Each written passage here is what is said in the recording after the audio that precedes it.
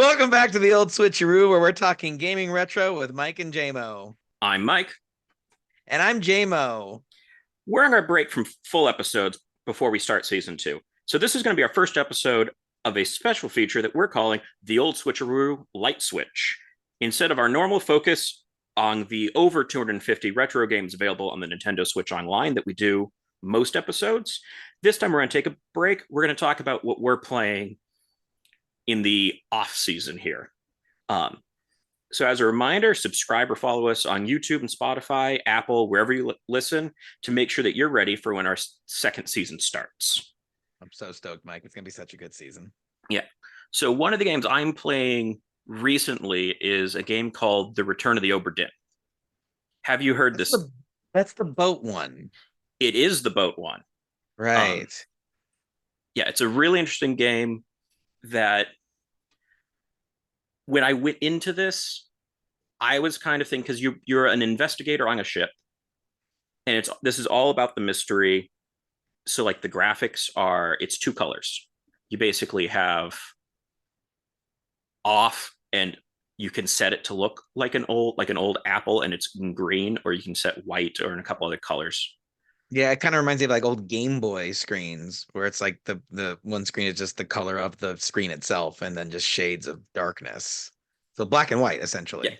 Yeah. And so it's the idea is that the ship has shown up, there is nobody alive on it, and you get put on board with a book that contains the crew listing and like a couple artist drawings that were taken during the voyage. So you can see the crew.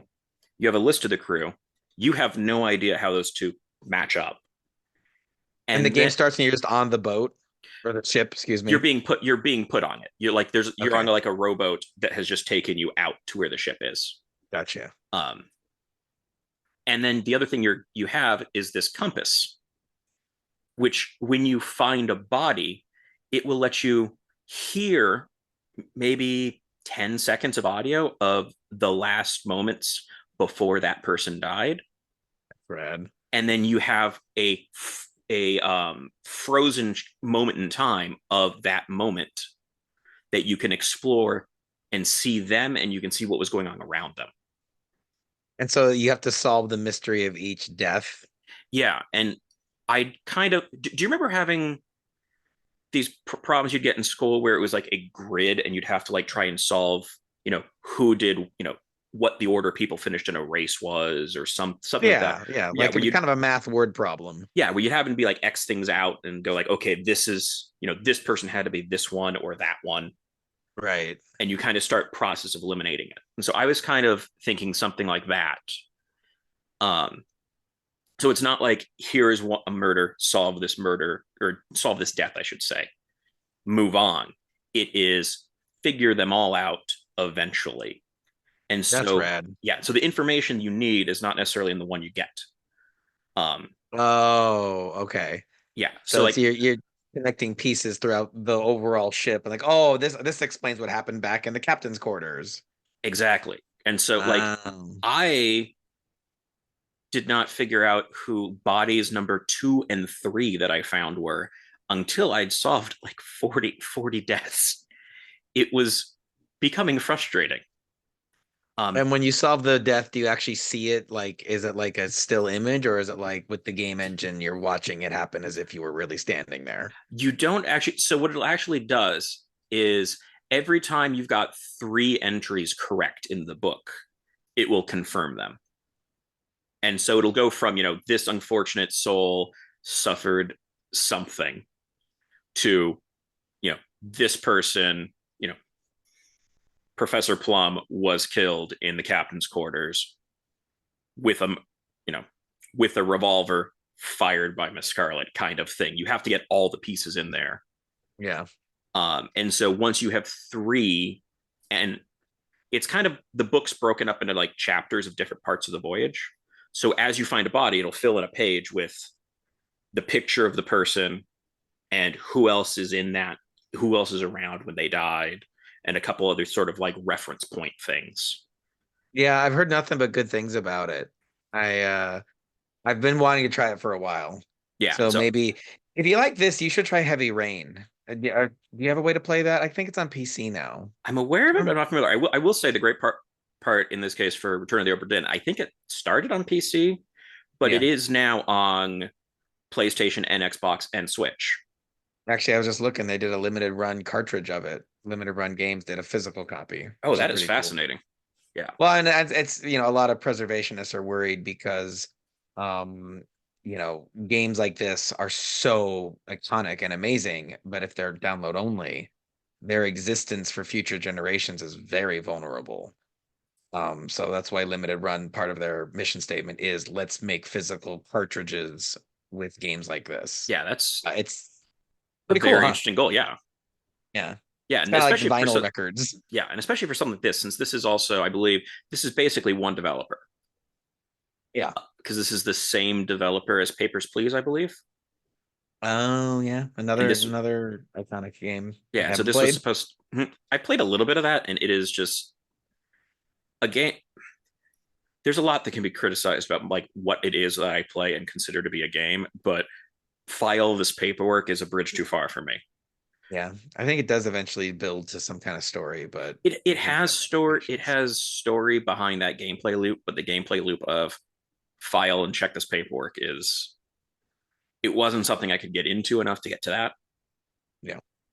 But yes, I'm hopefully will be finished with this in the next week or so. But it is something I've had sitting around for a while. It is a fascinating game to play. Yeah, sounds cool. So, what have you been playing? Well, Marvel Snap is about to start its Avengers versus X-Men season. Are you at all familiar with the Avengers versus X-Men story, Mike? No, I If you're was saying there's like you didn't even know it was a thing. So no, I was kind of gonna be like, is that the thing with zombies? But I'm like, I think that's just me throwing zombie, like knowing that zombies happened at a point in the comic book, and that is nothing. yeah, Marvel Zombies was its own spin-off comic. So Avengers versus X-Men was a series of comics that had the Avengers that we all know and love coming into conflict with the X-Men because are you aware about the Phoenix and Dark Phoenix and Jean Grey? It was the plot of a couple of the movies and it was a big part of the cartoons. I've seen the movie. Yeah, we saw it together at Grauman's Chinese Theater with Brian and Larry, that whole group. I remember because I kind of liked it, and you were the only other person who had like a sense of humor about it. We're like, yeah, it's mutants doing cool stuff. Like, why is everyone all mad? 'Cause it was stupid. Of course, it was stupid. But anyway, so yeah, Dark Phoenix is this cosmic force that inhabits the body of, in this comic series, Cyclops' daughter. Her name is Hope Summers. And so all of a sudden, the X-Men are way OP and making the whole world and the Avengers nervous. It's a great plot, Okay, but they are doing a season of it in Marvel Snap. So you got some characters people have been waiting for, like War Machine. He's the Iron Man pilot swap. so But with Marvel Snap, because that's yeah, all card game based. Does this mean that there is this a thing where one character only has a single card, or are there multiple cards for a given character? So, like, is this new cards for characters that don't exist in it at all, or new cards for existing characters? so it's actually really interesting you asked that because you're kind of stumbled upon the business model of the game. There are a bunch of characters that have not made any appearance yet, of War Machine being one of them. We're going to get the first War Machine card, and people really like that character, so they're excited for it. But you watched Loki, right? Season one, yes. So you're aware of the concept of variance, where like when time travel happens, the timeline splits, and now there's two versions of a person. There's the original and the variant. So the whole business model of Marvel Snap is that it's free to play, but you can collect variants of all the characters. So you can get like a steampunk Loki and like a 1600s Loki, and they call them variants. And what's cool is that it's also by a different, famous comic artist. So, are So those cards that are just like I'm think in they my play mind? identically though. Okay, that's what I was gonna ask because like I'm thinking like in my mind like Magic the Gathering has characters that show up more than once. Right. Because apparently that has characters, which is not a thing I realized when Oh I yeah. played it. That there's like a plot behind that. That's Um, come more to the forefront recently because they added like hero cards. So it was like when you and I used to play it, you would damage each other and then kill off the monsters that goes to the graveyard. But now like cards earn experience points. It's gotten very Yeah, the convoluted. commander format. Um, Yeah, blah. but yeah, and so like I'm thinking with that where there are characters where like on one hand you have this is the same card, but we've done it with a different artistic style. But then you also Yeah, had this is the same character, but not only is the style different, but like the abilities are different. Actually, Star Wars yeah, CCG was a better example because Star Wars really had to have like certain characters in every set, otherwise people would complain. Um, yeah. so that there's like 12 Luke Skywalkers and As variations there in should that. be, Yeah. as you do. Now, Marvel Snap, it's more, cosmetic differences. And that's why it's actually pretty kind to free to play players is that, the majority of currency spent in the game is purely cosmetic. Okay. You said you saw me streaming it when what was that fellow's name? Um Something dandy, Yankee something. Something Yankee. Like my brain's going Yankee Candle, and it's not that. Um, Anyway, we had a random friend from Boston drop into my Twitch stream and you expressed interest in it because you didn't know it was a PC game. Have you tried it yet? I have not yet. I still You have should give it a far too try. many things to go through, Yeah. but The real draw for anyone who might be listening or watching and you've not tried Marvel Snap, 3-word pitch. Ready? 3-minute matches. That's it. Any given game takes 3 minutes or less. And that has made it so hard to put down because you always have time for a 3-minute game. I love Marvel Snap. I love Marvel Snap so much. And then the other game I've been playing a little bit was Pokemon Snap. Have you I saw you streaming it. yes, so I've streamed the N64 one, so I'm looking forward to our episode to talk about that. Yeah, that'll be really fun. I think, without going too much into it, I think the game's aged pretty well. I think it's fun. I'm having a good time with it. I won't tell you if I Nintendo beat it yet, but we'll save that for the episode. And I'm looking forward to the release of Princess Peach Showtime. I don't know if you're familiar with it, but Princess I Peach is getting her own game for the first time in a while. I have seen this because I think I keep getting ads because they're bringing out like a new controller that's all pink for it. I think, right? Oh, I didn't know that. Yeah, Yeah. yeah. It's like pink Joy Cons keep showing up on Instagram because of this. Yeah. I I first caught wind of the game because of the controversy. The cover art was changed to make Princess Peach look more like the movie version, and people got upset because they're like, I mean, there's a solid swath of people who didn't care for the Mario movie. I liked it. We I'm saw it together. presuming the new Mario version of Peach, Well, remember, she wasn't Peach in that movie. That was Daisy. right? Yeah, see? I'm not that great on my Disney princesses. Universal, I think, at this point. No, but that first one was Oh, the Daisy from the Bob Hoskins movie played a princess. yes, and that was a Was it a Disney. That was somehow a Disney studio distribution, I believe. right? Yes, back then Disney technically had control over it or something. Yeah, I mean, I'm a big fan of Luigi's Mansion. I love Mario games that are smaller and kind of play with, you know, um, gameplay tropes. So it looks fun. I don't So, know if I'll get to it right when it releases, but it comes out March 22nd. all right, yeah. So that will be something to we'll check back in and see whether or not you grab that as soon as it's out or not. I probably won't. I'll tell you Yeah. right now, I'm poor. All right. Yeah, and then I think the only other thing that I'd really say has been a bunch of gaming recently because I spent a whole day of it just a couple weeks ago was because I'm still playing Pokemon Go and they did a event in Pasadena that was like an all day event at the Rose Bowl. Oh, how many people were there playing the game? A whole lot. Like I don't know how Really? many, but it was not like it filled one of the lots to the south of the Rose Bowl pretty thoroughly. And like so I without getting into details, I live such that when I left to try to get there for the start of it, I was half an hour away from it.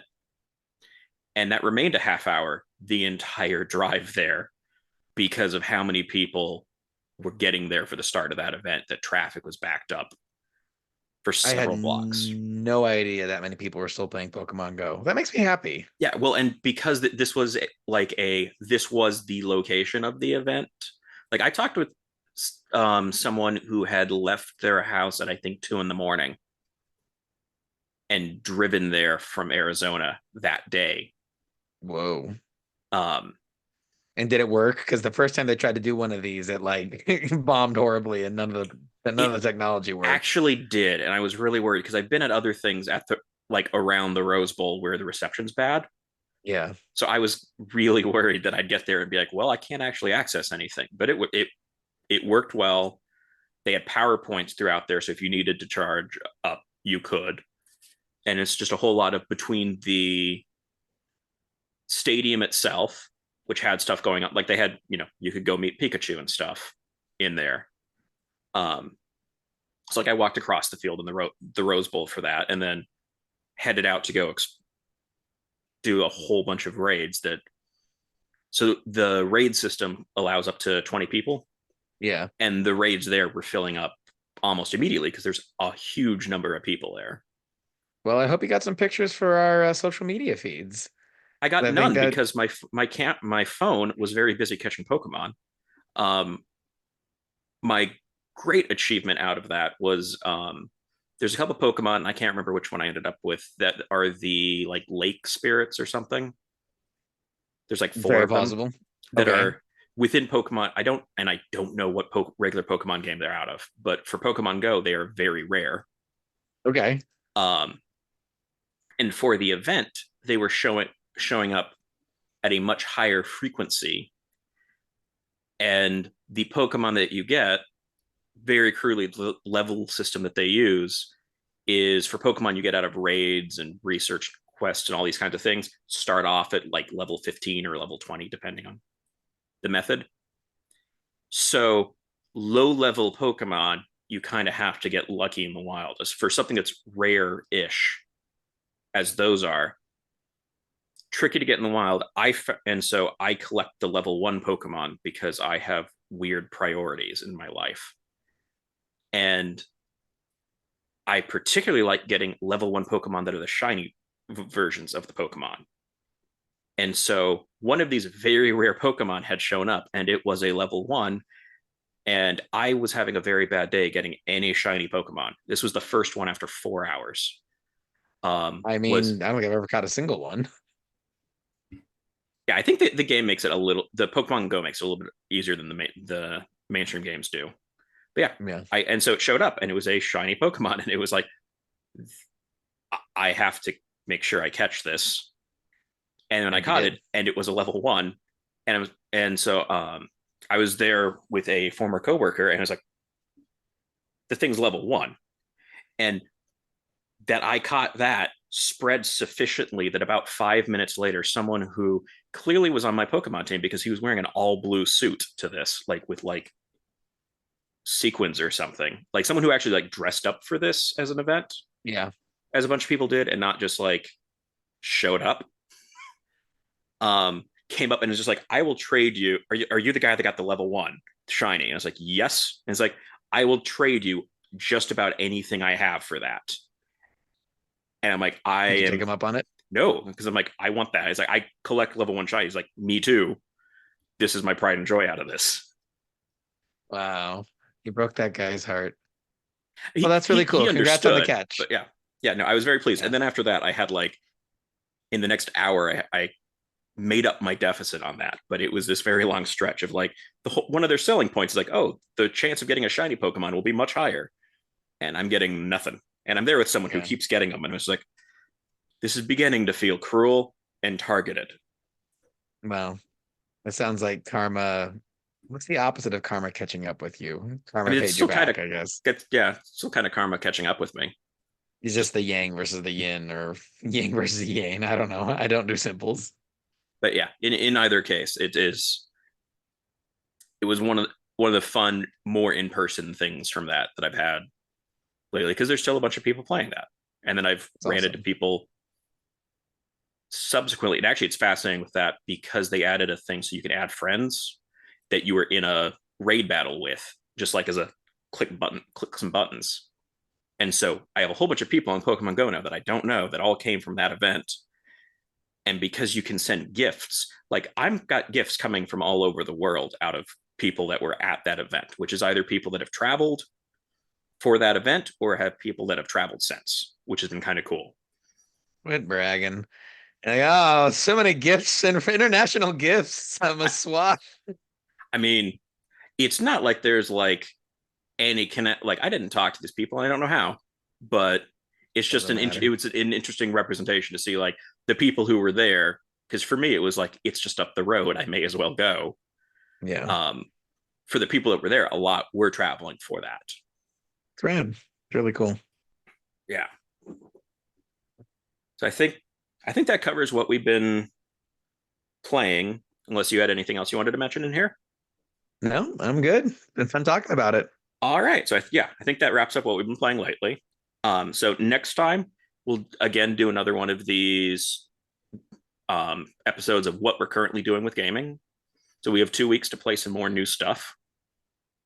Um, and then this is just a reminder that season 2 will be going live on Wednesday, April 24th, which is when we'll be joined by Jaymo's brothers to talk Sonic the Hedgehog 2 for our It's a season 2 opener. it's a great episode. It's a great game. And little tease for that episode, we do a Sonic 2 zone tier list. We rank all the levels of Sonic 2. So if you're a hedgehog like myself, by the way, I'm pointing that term here. I don't think there is a term for Sonic fan, but hedgehead or hedgehog, I don't know, something like that. Um, Great Neither of episode for those sound anybody. good, and one of those sounds vulgar. Yeah. Hedgehead. If you're a hedgehead, sticking with that one. That just Check seems out like that you're a fan episode, of guys. topiaries. I mean, who isn't? Um, but yeah, so we'll have that episode coming up next month. Until then, please remember to like, follow, or subscribe to the Old Switcheroo and rate or review the show wherever it is you're getting podcasts. You can also visit us at theoldswitcheroo.com to find all our social media links. We'd love to hear what you thought of this episode, since we're trying some stuff we don't normally do, or just what you're looking forward to hearing in the future. As always, thank you for listening to the Old Switcheroo, where we've been talking gaming retro with Mike and Jaymo. I've been Mike. And I've been Jaymo. Game on, everyone.